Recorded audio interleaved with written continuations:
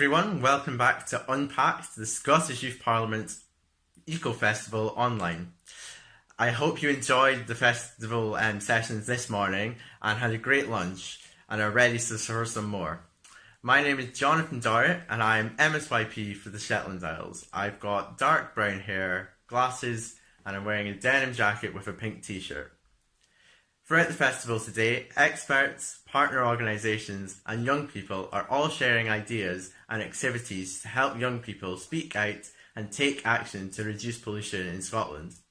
This is part of our current campaign at the Scottish Youth Parliament, Pack It Up, Pack It In, which has got the accompanying hashtag of SYP Reduce Pollution. The next session, which I'm here to introduce, is called Make Do and Mend. It highlights actions young people can take at home. This is especially useful since it's the holidays and we've been in lockdown for so long, so some great workshops coming up. Sessions include the circular economy, making paper bead bracelets, upcycling and fast fashion. Thanks to SYP and partners Zero Waste Scotland and YouthLink Scotland for these sessions. As always, make sure you shout about this to your friends and share it on all social media platforms using the hashtag SYP Reduce Pollution, and you can find the Scottish Youth Parliament on social media at official SYP. Hope you enjoy these sessions and stick around for more coming up this afternoon. Thanks.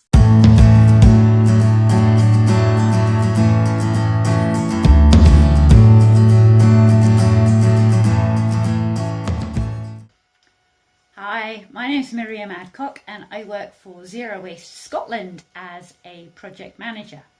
I have mousy-ish, blondish kind of hair, wearing glasses, and I'm wearing a red top with big white flowers on. And the reason I'm wearing my red top with big white flowers on is because today we are talking about the circular economy, and one of the things you can do to be part of a circular economy is to buy second-hand clothes. So what is the circular economy? Well, if we start by explaining what the linear economy is, which is what we've traditionally done in the past, we've made things, we've used them and we've disposed of them, which wastes all the resources and all the effort that goes into making that, and we are eventually going to run out of resources. What we've been moving to over the last few years is a recycling economy. So wherever possible, we make things, we use them, and then we recycle them, which is great, but not everything can be recycled, and it does take energy to recycle things. But what we want to do ideally is introduce or develop the circular economy, where actually we keep things in use for as long as possible. So we reuse them, we repair them, whatever, but just to try and keep them out of landfill. So the circular economy is a very fancy sounding term, but basically to you and me it means making good use of the things that we have, making things last. So it could be things like buying second hand. So this top has already been made. Somebody bought it before me, they obviously got bored of it, grew out of it, whatever, so they decided to get rid of it. Now if that went to landfill now, that would be a complete waste. So they kindly donated it to a charity shop. I've bought it, so it raises money for the charity shop, but also it keeps this out of landfill. It keeps it being used for longer, which is reducing waste. Which is reducing not just the waste that would have gone into landfill, but when you think about everything that went into making this, so the materials, growing, producing the cotton, the manufacturing, turning that into something, there was probably some waste material as part of that. There would be water, electricity, all of these things involved, transportation, packaging, loads of stuff, all of that would be wasted if this just went into landfill. So as well as buying things secondhand, sometimes actually we don't really need to buy it. If you're going to a prom or some sort of big fancy do and you want a new outfit, do you really need to buy that? are you going to wear it more than once? There's a good campaign that's called Wear It 30 Times, and it suggests that if you're not going to wear it 30 times, then don't buy it. So if you think you might only wear it once or twice, then why not hire it? We talked about clothes and that if you're not going to use them lots, then it's not worth buying them. But it's the same with a lot of other things. You may have heard of tool libraries, and a tool library might make you think of something really dull. I was looking at Transition Sterling's tool library, and they've got some bizarre things like a plumb bob. What even is a plumb bob? But it's not just tools that they have. They have some really cool stuff and stuff you might want to borrow. For example, Sterling has got a bike pump. So loads of people getting into cycling at the moment. A hot glue gun. These can be really good fun if you're into craft projects and things. But the best has to be, can you tell what it is? Apparently that is a donut maker. Making me hungry already. Another thing you can do is swapping. Swapping is great because not only do you get rid of something, but you get something in exchange for it. So, speak to your friends. You might want to swap clothes, books, CDs, if you still have CDs, bit retro now I guess, but all sorts of things you can just swap.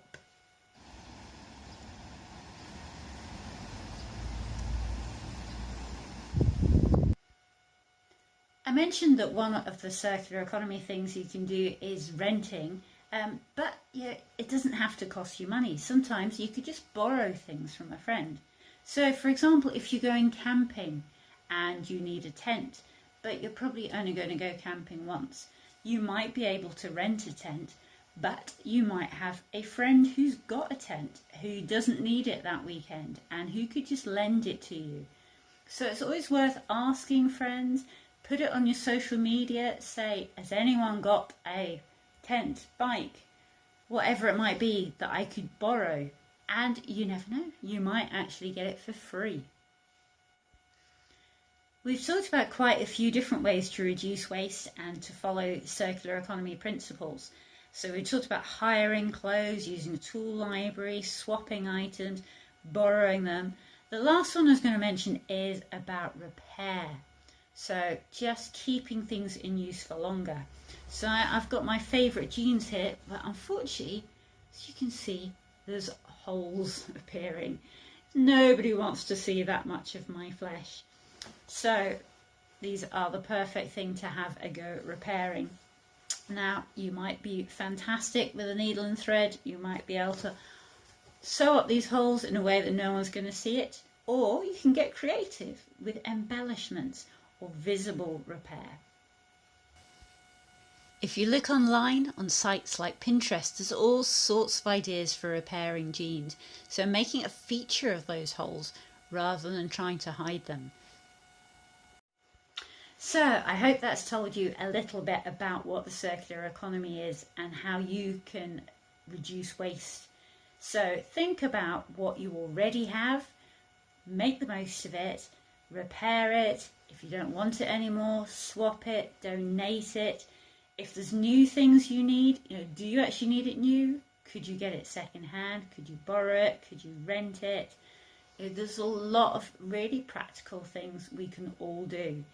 They will help the environment and they will help us. So it'll save you money if you do some of these things, and it can be fun too.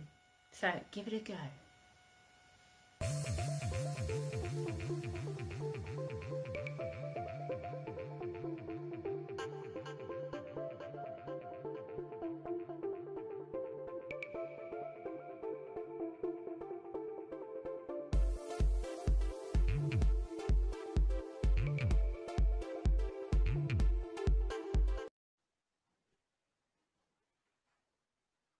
Can you answer this question in 30 seconds? Which of these is the best way to get rid of old clothes? A, swap them. B, bin them. C, burn them. Or D, eat them.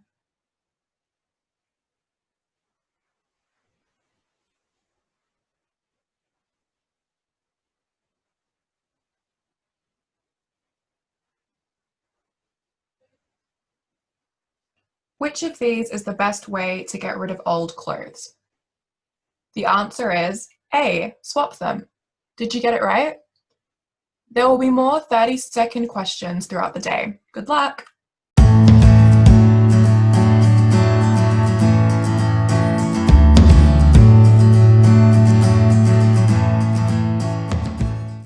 Hi everyone, my name's Rosy. I'm the Events and Campaigns Officer at the Scottish Youth Parliament.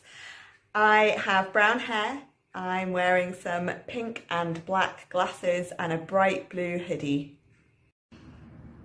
So today I'm going to show you how to make a paper bead bracelet. To do this you'll need some thick paper.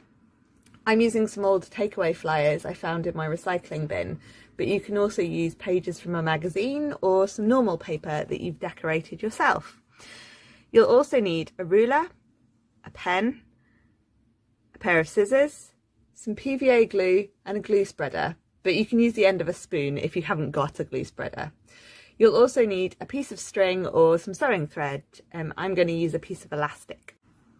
So to start out, you need to use your ruler to measure 2 centimetre gaps along the width of the narrow end of your piece of paper.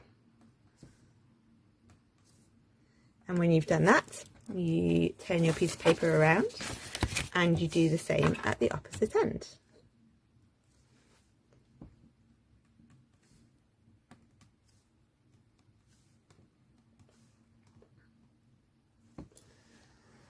Then what you want to do is draw some nice straight lines to join the marks that you've just made at the ends of your piece of paper.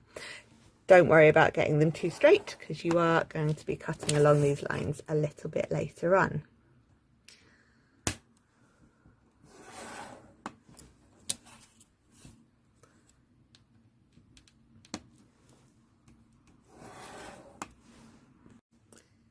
So when you've drawn your straight lines, hopefully you can see these straight lines across the middle of the piece of paper.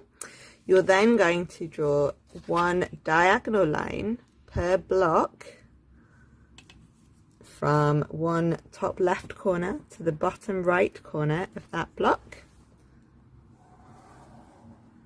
And you're going to do the same for each of the blocks that you've just created.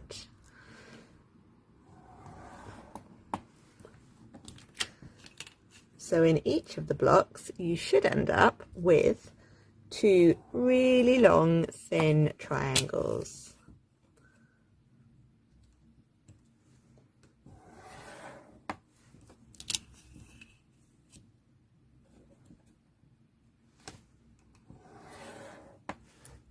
Next, when you've drawn your diagonal lines, you're going to cut along all of the lines that you've just drawn, so you end up with lots of triangle-shaped pieces of paper.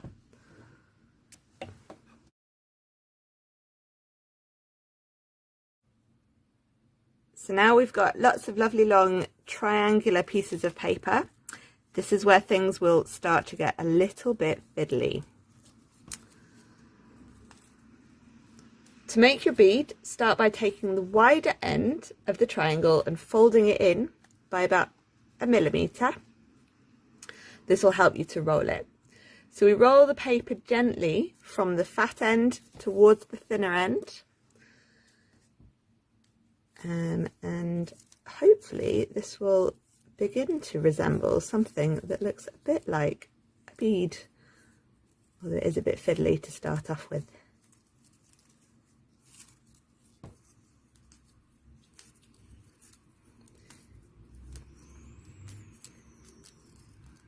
And as you get closer to the narrower end, you'll see that you start to get some really pretty layers of colours along the length of your bead.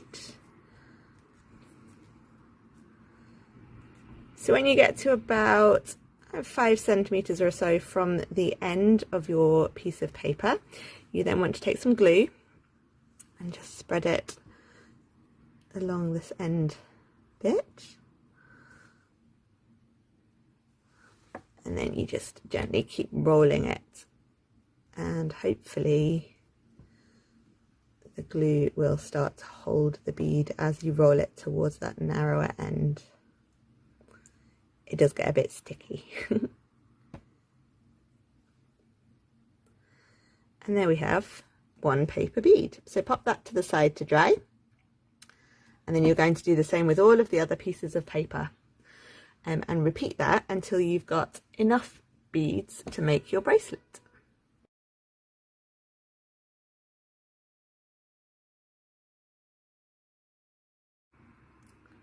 So when your beads are dry, what you can do is thread them onto your piece of string or your elastic, and you can pop as many on there as you want.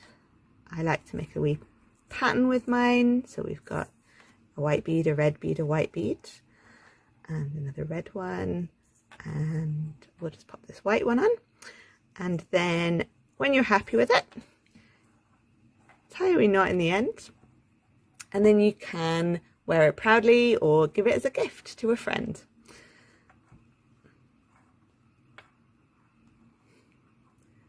Always a bit fiddly.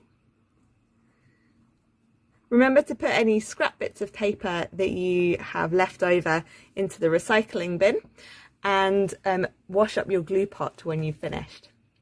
I hope you've enjoyed making this bead bracelet today. We'd really love to see your creations on Twitter or on Instagram at official SYP, and enjoy the rest of your day.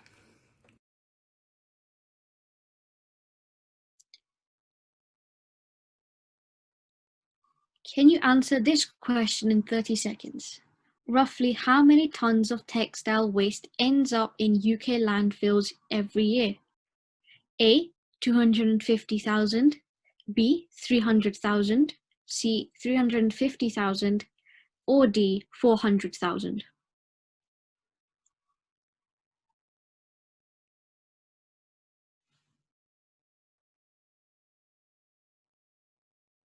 Roughly how many tons of textile waste ends up in UK landfills each year? And the answer is C. 350,000 tons. Did you get it right? Enjoy the next session.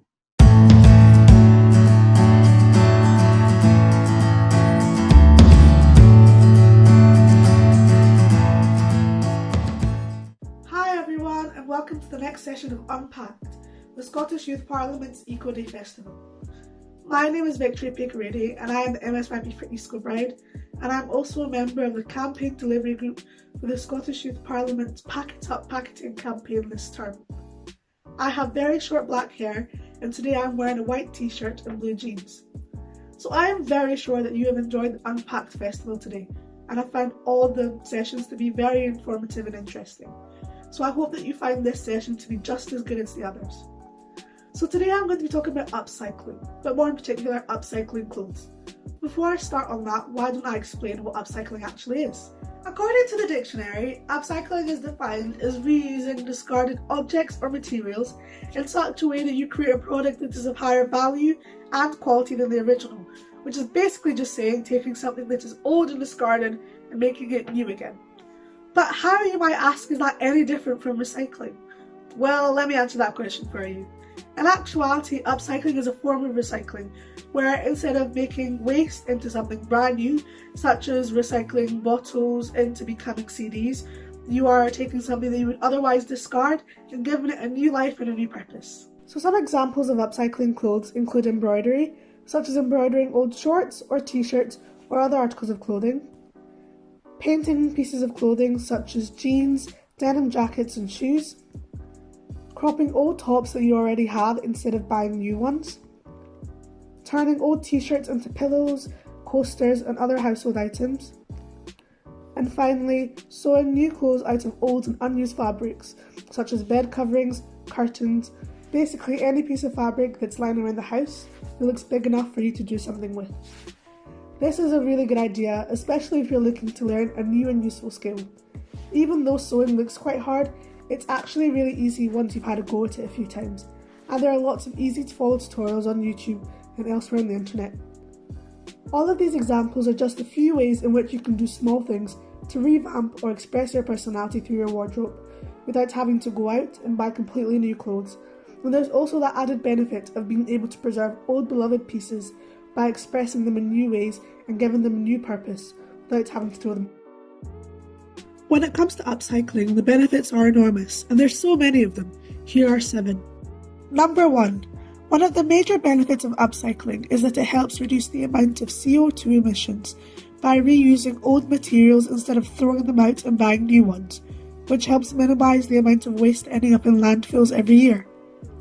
Did you know that for every tonne of discarded textiles used again, 20 tonnes of CO2 is prevented from entering the atmosphere? Number 2. Upcycling helps you save money as you're able to find new uses for clothes you already own, instead of always having to go out and buy new ones. Number 3. Upcycling preserves precious resources.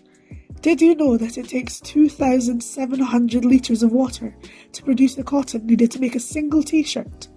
Now imagine how much water we could save if we all decided to find ways to reuse our t-shirts and extend their life cycle. Number 4. Upcycling promotes sustainable creation and innovativity, which is always a good thing. Number 5. When you upcycle, you gain a larger skill set to be able to create and mend other items. For instance, if you had upcycled t-shirts or trousers in the past, you can use your new sewing skills to be able to mend other items of clothing. Number 6. You're able to support both local and international businesses if you buy from companies and individuals that sell upcycled products. And finally, number 7. Upcycling gives you the opportunity to be able to create those one-of-a-kind items that are special and have history behind them, which can also make for great gifts. Here's an example of upcycling at work. This is an old yellow t-shirt that I no longer really wear anymore, so I felt like this would be the perfect opportunity to upcycle it into something I'm more likely to wear instead of throwing it away. My plan for this t-shirt was to create a crop top that has an elasticated hem. The first step was to put on the t-shirt and measure how much I wanted to cut off, and then using a tape measure, I refined these measurements with chalk. For the next step, using sharp fabric scissors, however you can use whatever scissors that you have at home, I cut across the t-shirt on the chalked line that I had drawn. So the next thing I did was to turn the t-shirt inside out. Using the chalk I had from before, I drew another horizontal line across the t-shirt to indicate where I wanted the top of the hem to be, making sure to leave enough space for the elastic. Then I simply folded the fabric up to this line and pinned it in place, ready to sew.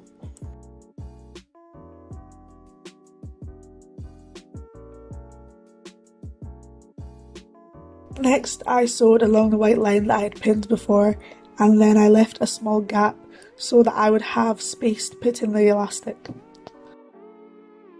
After putting the elastic in the t-shirt, I sewed the ends of the elastic together, and then I went back finally to sew up the hole in the t-shirt that I had left before. And that's it really. There's my finished t-shirt. This only took about half an hour to do, and that's not really long, and I really enjoyed it as well. So I really do recommend that you do find something and upcycle it, because it is a very enjoyable experience. So here are some examples of some upcycling that I personally have done recently. First of all are these shorts, and what I like to do with jeans when I don't wear them anymore, or when they become torn at the bottom, I like to cut off the bottom and make them shorts, which is what I did with these pair of jeans turned shorts. And then I embroidered the back pocket just to make it a little bit more exciting, if you will. And then, like with the yellow t-shirt, I took a black jumper and I cropped it and gave it an elasticated hem, because with this jumper it had got stained with bleach at the bottom recently, so I decided that hemming it would be a better alternative than throwing it away. And then lastly, this mask, which the outside is made from scrap bits of fabric from some clothes I was sewing, and then the inside is made from an old t-shirt. The good thing is that the benefits of upcycling aren't just limited to clothing. In fact, you can upcycle almost anything. Bikes, furniture, cloths, you name it, you can probably find a way to upcycle it. So I challenge you today to go around your house and look for something that you don't really use anymore, and see if you can find a way to upcycle it and make it into something new. However, I'm aware the idea of upcycling doesn't appeal to everybody, and not everybody has the time. So it's good that there are alternatives to upcycling instead of throwing your clothes away. One alternative I could name is donating your clothes to your nearest donation centre, which you can easily find through a quick Google search online. This is a good alternative because you're able to repurpose your clothes and give them to somebody that may need them more and still do your bit for the environment. So that is all for me today. I hope that you have enjoyed the upcycling session of the Unpacked Festival today, and I hope that you've learned something new and found it quite interesting. If you do upcycle anything at all, whether today or at any point in time, please tag me on Twitter at victory_MSYP, and don't forget to use the hashtag SYP Reduce Pollution. So yeah, I hope that you all have a wonderful day and enjoy the rest of the sessions today, and bye! Between now and the 19th of September, we would like your views to inform our 2021 to 2026 manifesto from Scotland's young people. As a democratically elected voice of Scotland's young people, the issues we focus on and take action on come directly from the concerns raised by 12 to 25-year-olds across the country. By sharing your views in this consultation, you will directly shape SYP's course over the next 5 years, as well as help us inform Scotland's political parties on what changes young people would like to see in the next Scottish parliamentary term. Completing the survey will also earn you 150 Young Scot reward points. If you don't have a Young Scot rewards account, it doesn't take long to set one up using your Young Scot National Entitlement Card. With your help, we hope to ensure that the youth voice is at the heart of political decision making in Scotland.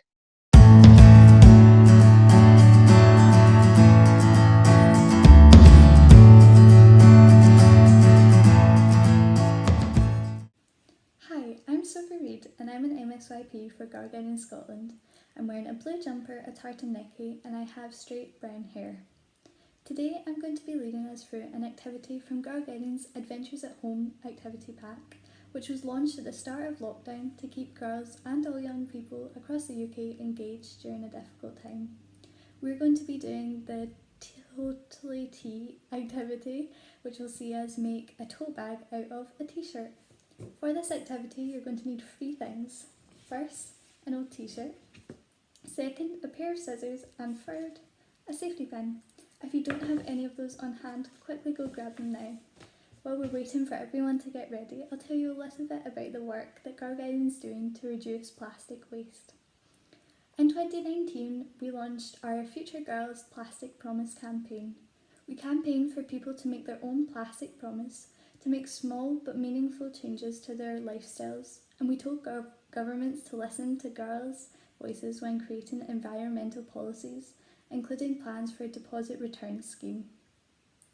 Over 110,000 people joined us in making a plastic promise to reduce plastic waste in their lives, and over 100,000 girls across the UK and beyond joined our first Future Girls Act Week, taking part in special unit meeting activities, writing to their MPs and spreading the word about reducing plastic use. If you want to find out more information about this or the Adventures at Home activity pack, make sure to check out the Girlguiding's website www.girlguiding.org.uk for all extra information. Hopefully everyone's ready to start now, so let's get going. If you get stuck at any point, you can always search up the activity pack on Girlguiding's website and you can follow along with that. The first step we're going to do is take our t-shirt and we're going to cut the sleeves off just inside the hem. If you don't have fabric scissors, you can cut it one side at a time. So I am going to quickly do that and then show you what it should look like.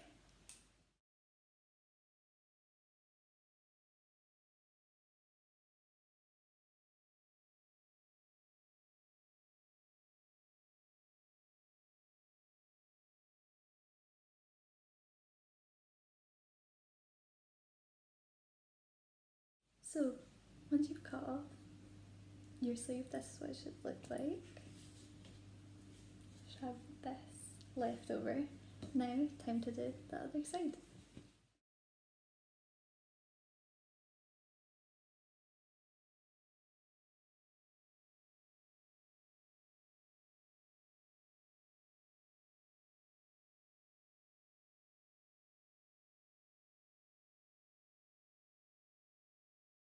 So we've now got our 2 sleeves cut off, and we're going to take both of them and put them to the side for just a few minutes and we'll get back to them. our t-shirt should have an almost tank top shape right now, like this. And now we're going to cut out the neckline. You can do any shape you want, a V shape, a square shape, but I would recommend doing a deep U shape for the handles.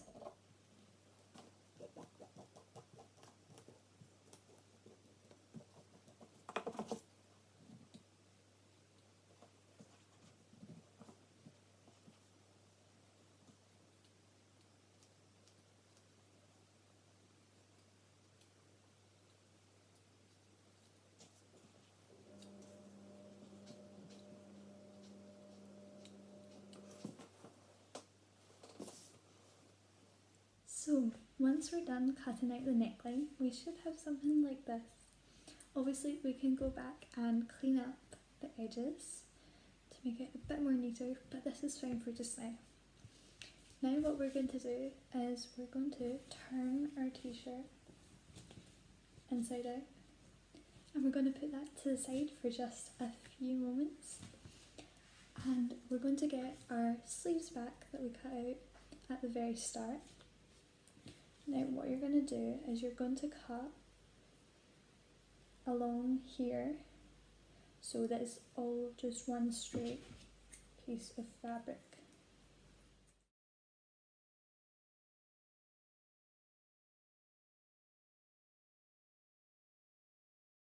Once we've got it straightened out like this, we're going to cut 3 strips along like so.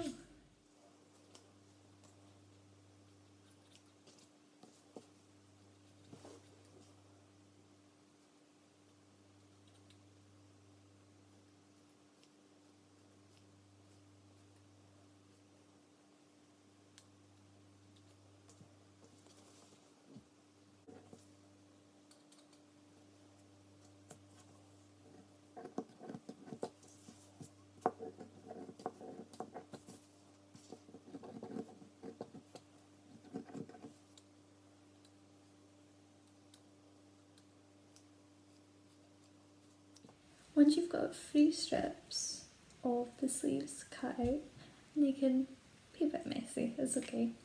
We'll take our top back, I'm going to take the hem, I'm going to cut 3 slits into it, and I'll show you what we're going to do with that. So on one side we're going to have 2 slits here, and then on the other we're going to have a slit in the middle.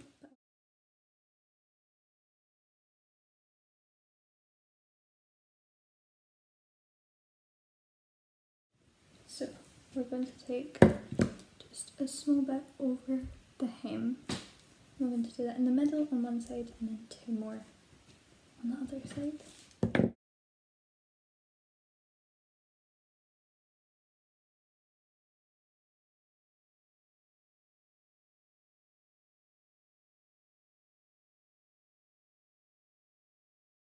We should have 2 slits here and 1 slit here. So once we've cut our slits, we're going to get one of our strips from the sleeve and our safety pin, and we're going to just slot the safety pin into one end of the strip, like so.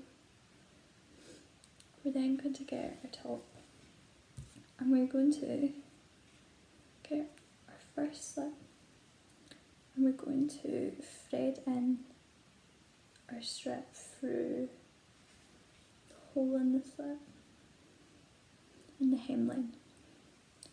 We're just going to push that through, just thread that.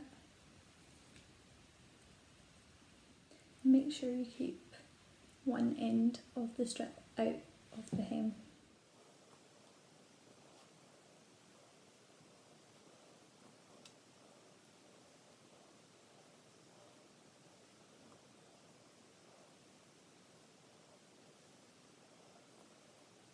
So once we get the safety pin out the other side, then pull all of our, pull it straight, and then we're going to squeeze down our top and just tie a quick knot in that.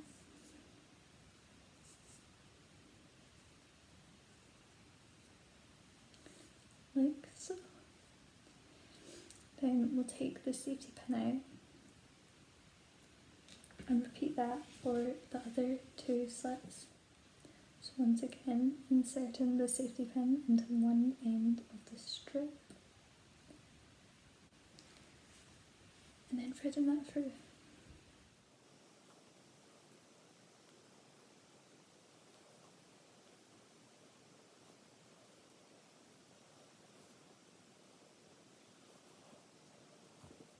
So once again, once we thread it through, I'm going to pull it straight out and then tie another knot.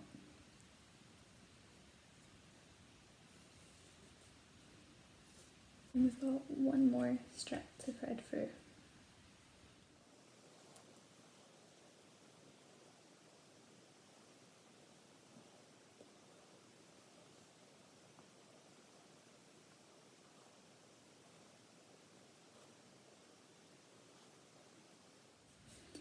And the last knot. And then what we're going to do is we're going to take one side of this thread from each knot and we're going to tie them into a knot like that, and then our third and final knot, and then just one final knot of all the ends of the threads, and then we're just going to cut off the excess to make sure there's not random bits of thread sticking out in our bags.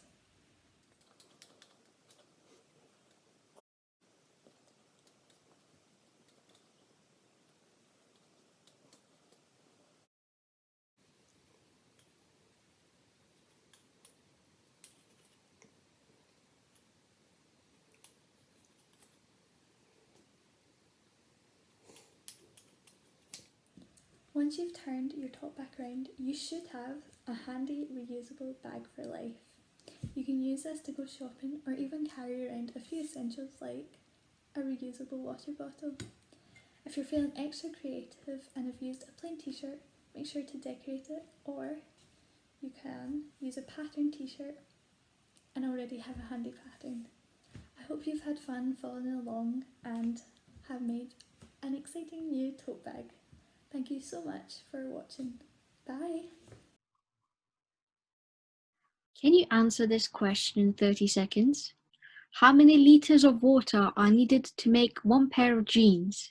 Is it A, 1,000 litres, B, 5,000 litres, C, 10,000 litres, or D, 20,000 litres?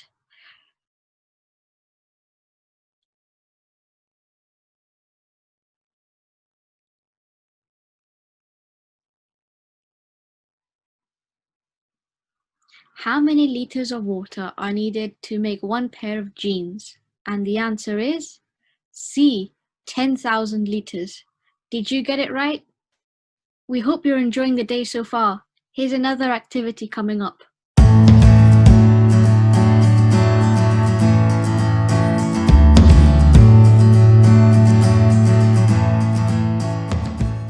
Hi, welcome to How Polluted Is My Wardrobe? I'm Emily and I work at YouthLink Scotland. Today I'm wearing a blue stripy top. Hi, I'm Jenny and I also work for YouthLink Scotland. I lead on the I Will campaign, which is a campaign that aims to encourage more young people to get involved in youth social action. So volunteering, campaigning, activism, befriending and mentoring. It also encourages organisations to create more meaningful opportunities and roles for young people to get involved, make a difference and take action. Today I am wearing a black vest top that's made of organic cotton and a grey hoodie. As part of our work at YouthLink Scotland, we've been working with Keep Scotland Beautiful on developing and facilitating a climate emergency training package for youth workers. There's also a toolkit being developed alongside the training, which includes a number of activities on fast fashion. So far, we've trained about 60 youth workers, and there are plenty more sessions between now and the end of October that other youth workers can get involved in. So it would be really great if you could encourage any of the youth workers that you know to get involved, join us, and follow this link on the screen to take part in our climate emergency training and encourage young people to take action. Today we're going to be talking through an eco-wardrobe audit. Basically a check through our clothes to see how we can make fashion choices that are better for the environment. So let's get started. When you think of pollution, you might not necessarily think of a pair of jeans or a t-shirt, but the fashion industry is the second largest polluter in the world, just second to the oil industry. Excess water usage, water pollution, greenhouse gases, deforestation, landfill, excessive use of chemicals, you name it, the fashion industry contributes to it. And a big reason why clothing is such a big polluter is because of what we call fast fashion. Fast fashion is a term that is used to describe the rapid cycles of what's in fashion and what's fashionable. Did you know people nowadays are purchasing 60% more clothing than what they were 15 years ago? But each item is only being kept for half as long. Just like coffee cups and plastic bags, clothes are not a disposable item and they have a long-lasting impact on the environment. As well as the harmful effects on the environment, there's also a human cost to our clothes. Workers are exploited at many stages of the clothing production line.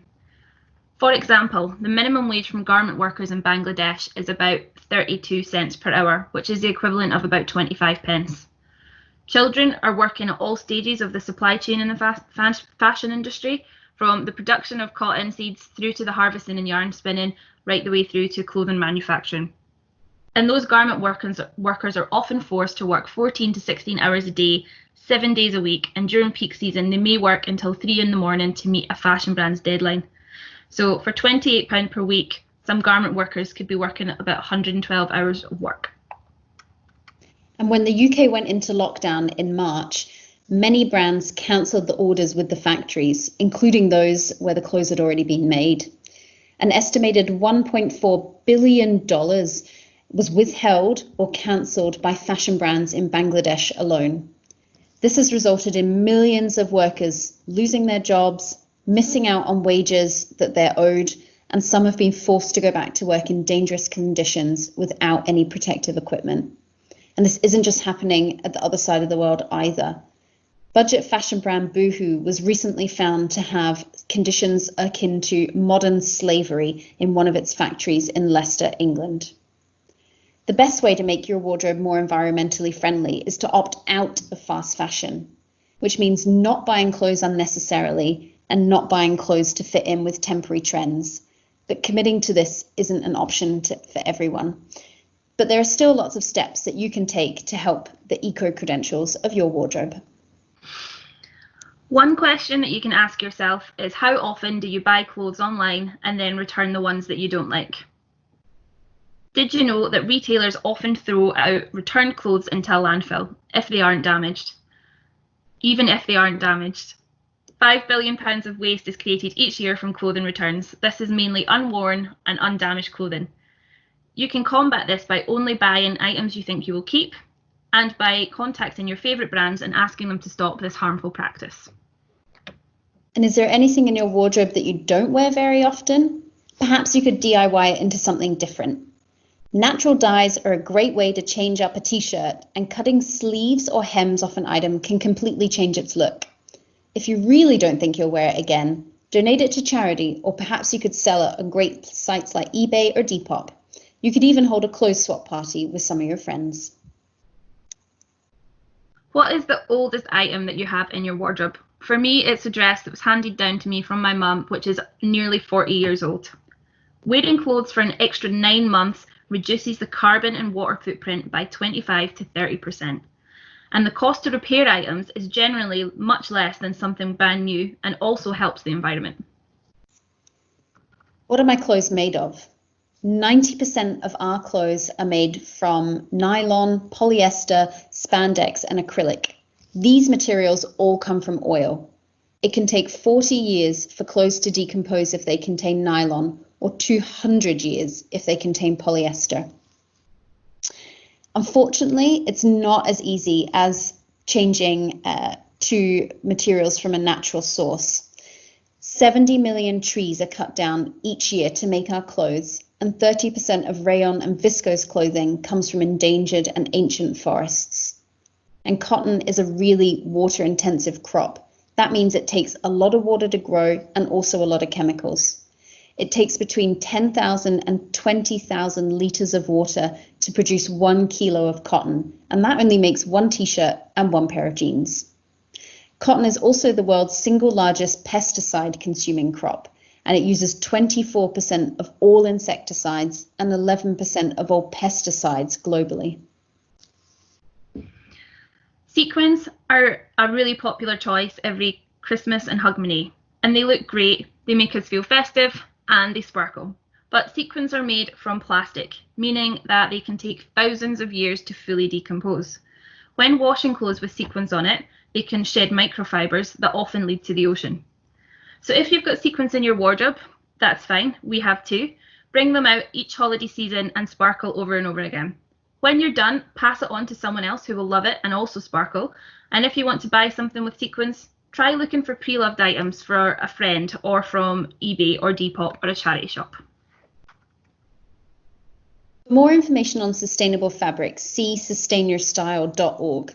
They have a list of eco-friendly materials and also a list of materials that have a negative environmental impact. And the next time you buy something, check to see what it's made of. If you need to buy something new and you can afford to, check out the eco-friendly fabrics. Better still, wear the clothes that you already have and shop pre-loved when you need something that's new for you. How often do you wash your clothes?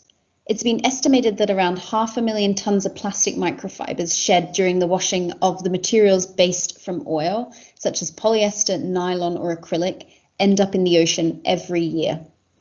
Try to wash your clothes less often if they aren't actually dirty. This might mean you need to clear up that wardrobe. And what do you do with your clothes when you're finished with them? Estimates suggest that one garbage truck of textiles is landfilled or incinerated every second around the world. If the clothes could still be worn and enjoyed by someone else, why not pass them on to a friend, organise a swap shop, or donate them to a local charity? Once you've worn your clothes until they are completely worn out, and what we mean by worn out is beyond repair and unwearable, there are still lots of options of what you can do with them that don't contribute to a landfill. You can turn it into something else, for example, a tote bag, cleaning rags, bunting, and ornaments. The list is really endless, and there are loads of great tutorials on YouTube. All you need to do is head to YouTube and search upcycle clothes. Another option is that local household waste recycling centres have textile recycling banks where clothes and textiles like old curtains and bedding can be made into new items such as padding for chairs. Here's some things to think about the next time you go shopping. Do I really need this? Could I get something similar pre-loved? Maybe I could borrow it from a friend. If I am going to buy it, will I wear it more than 30 times? What's it made from? And who made it? And are they being treated fairly? There's lots more learning to be done about fast fashion, and these are some of our favourite accounts to follow on Instagram. You can also pledge to buy no new clothes. Try a month to start with and see if you can go any longer.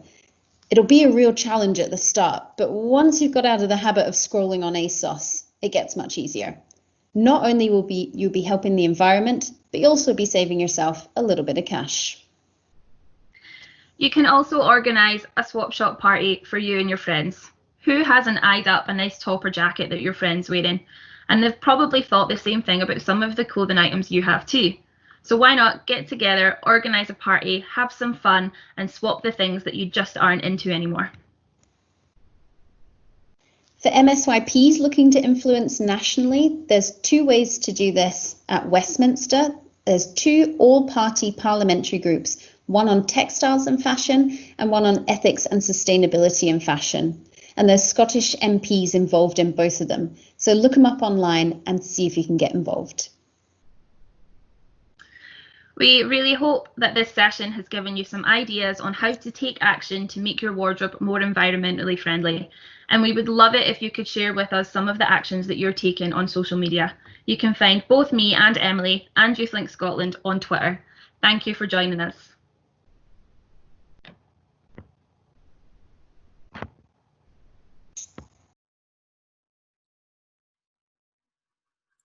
Can you answer this question in 30 seconds? Approximately how much global electricity output is produced from renewable sources?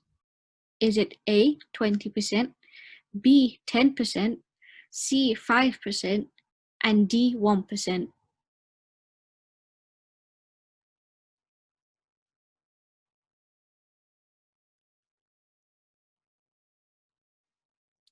Approximately how much global electricity output is produced from renewable sources? And the answer is A, 20%. Did you get it right? Well done. Now on to our next activity.